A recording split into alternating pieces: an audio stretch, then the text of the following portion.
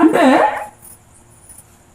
ఎంతో నమ్మకంగా వాళ్ళ దగ్గరే వాళ్ళతోనే ఉండి, మరి ముఖ్యంగా ఈ ఇష్బోషెతునైతే ఇంట్లో పండుకునే వ్యక్తిని వెళ్ళి పొడిచి చంపారు.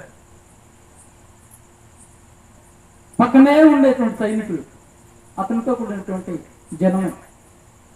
గుర్తుపెట్టుకోవాలా, మనతో కూడా జీవించే వ్యక్తులు కొన్ని సందర్భాల్లో కీడు సంబంధంగా ఉంటారు. మరి ముఖ్యంగా సేవా పరిచర్యలో దేవుడితో కూడా జీవించినటువంటి వ్యక్తి 3.5 సంవత్సరాలు. ఎవరు?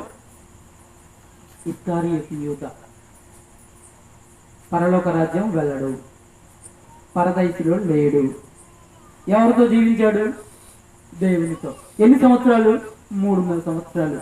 ఆయన అద్భుతం చేస్తే అక్కడ ఆయన ఉన్నాడు.